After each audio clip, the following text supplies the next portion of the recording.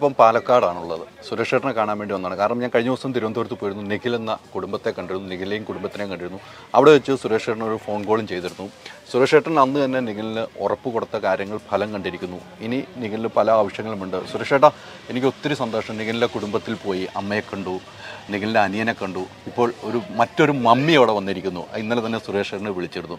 നല്ലൊരു കുടുംബം. സുരേഷ് ചേട്ടൻ ആ ചെയ്ത ഒരു നന്മ ഓർത്താണ് ഞാൻ ഇവിടെ വന്നത്. ഞാൻ നന്മയൊന്നും ചെയ്തിട്ടില്ല. ഞാൻ ഇങ്ങനെ ഒരു സൗകര്യം ചെയ്തു കൊടുക്കാം. കാരണം ചെക്കൻ പഠിക്കണം. അപ്പോൾ പഠിക്കുന്നതിന് നല്ല അന്തരീക്ഷം ഉണ്ടാവണം. അപ്പം കാശ് കൊടുത്തിട്ട് കാര്യമില്ല. ആ അന്തരീക്ഷം ഉണ്ടാക്കി കൊടുക്കാൻ വേണ്ടിയുള്ള ഒരു സജഷൻ പറഞ്ഞു. പക്ഷേ എന്തോ ദൈവം അയച്ചതുപോലെ ഒരമ്മയെ തന്നെ അവർക്ക് കൊടുത്തു. ശമ്പളവും വേണ്ടാന്ന് പറയുന്നത്. അതെ അതെ.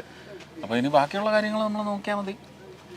പഠിച്ച് നല്ല ഫ്ലൈയിങ് കളേഴ്സിൽ പുറത്ത് വരട്ടെ. വന്നിട്ട് പിന്നെ നമ്മുടെ ഷെഫും പറഞ്ഞിട്ടുണ്ടല്ലോ. ഷെഫ് പിള്ള പറഞ്ഞിട്ടുണ്ട്. അപ്പം കേറ്ററിംഗ് പഠിക്കുകയാണെങ്കിൽ അങ്ങനെ പഠിക്കട്ടെ. കാരണം ഒരു പാഷൻ ഡെവലപ്പ് ചെയ്തതല്ലേ. അപ്പം അങ്ങനെയൊക്കെ അവൻ പഠിച്ച് വലുതായി നല്ല സമ്പാദിക്കുന്ന ആളായിട്ട് ആ സമ്പാദ്യത്തിൽ നിന്ന് ഇതുപോലെയുള്ള ഏതെങ്കിലും ഒരു കുഞ്ഞിന് നിഖിലും കൈത്താങ്ങാണ്.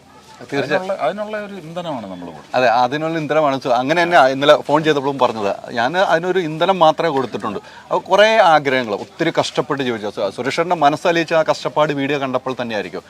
ഇങ്ങനെ പല കുട്ടികളും ഉണ്ടാകും. പക്ഷേ ഇവൻ്റെ ഒരു കഷ്ടപ്പാട് എനിക്ക് ഇൻ്റർവ്യൂ കഴിഞ്ഞിട്ട് പറഞ്ഞൊരു ഡയലോഗുണ്ട്. അവരുടെ ഫ്രണ്ട് പറഞ്ഞ്, ചിലപ്പോൾ മോൻ പെൺകുട്ടിയാകുന്നു, എന്നുവെച്ചാൽ അമ്മയ്ക്ക് പോലും ഡ്രസ്സ് മാറാൻ കഴിവില്ല. അത് കേട്ടപ്പോൾ എൻ്റെ മനസ്സലിഞ്ഞൊരു സംഭവമായിരുന്നു. അങ്ങനെ വരെ ആകുന്നു ആ കുട്ടിയെന്ന് പറയുമ്പോൾ നമ്മുടെ മനസ്സ് എന്തുമാത്രം വേദനിക്കുന്നുള്ളതാണ് സുരേഷ് ചേട്ടാ. ഇനി അത് കുറേ ആഗ്രഹങ്ങൾ എന്നോട് പറഞ്ഞു. ഒരു സിനിമ അഭിനയം വലിയ ആഗ്രഹമല്ല, സിനിമ അഭിനയ ആഗ്രഹം പറഞ്ഞിട്ടുണ്ട് എൻ്റെ അടുത്ത്. സഞ്ജയനെ വിളിച്ച് പറഞ്ഞിട്ടുണ്ട്. തക്ക സമയത്ത് തന്നെ അതിനുള്ള ഒരു അവസരവും വന്നിട്ടുണ്ട്. വലിയ റോളൊന്നും ആയിരിക്കത്തില്ല, എന്നാലും ഫ്ലാഷ് ബാക്ക് പോർഷനിൽ വരുന്നതാണ് വരാഹത്തിൽ. അതിന് വിളിച്ച് പറഞ്ഞിട്ടുണ്ട്. അപ്പോൾ അത് ബാക്കി കാര്യങ്ങൾ പോയി സെറ്റപ്പ് ചെയ്ത്. തീർച്ചയായും സുരേഷ് ചേട്ടൻ അഭിനയിക്കുന്ന സിനിമയല്ലേ? അതെ അല്ലേ സുരേഷ് ചേട്ടൻ ആ പുതിയ അനൗൺസ് ചെയ്ത പടം? അതെ, അനൗൺസ് ചെയ്തല്ല, തീർന്നു. എന്റെ ഷൂട്ടിംഗ് ഇനിയിപ്പോ ബാല്യകാലങ്ങൾ എടുക്കാറുണ്ടല്ലേ?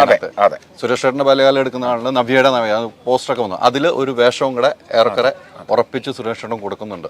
അതാണ് സുരേഷ് ചേട്ടൻ കാണാൻ ഇത്ര സുരേഷ് ചേട്ടനും കൂടെ ഒരു ആത്മാർത്ഥതയുണ്ടല്ലോ. എന്തായാലും സുരേഷ് ചേട്ടൻ ഒത്തിരി സന്തോഷം. ഈ ഒരു വാക്കിന് വേണ്ടിയാണ് ഞാൻ ഇത്രയും നേരം വെയിറ്റ് ചെയ്തത്. All the best. Come out with flying colors, Nikhil. Thank you. Okay.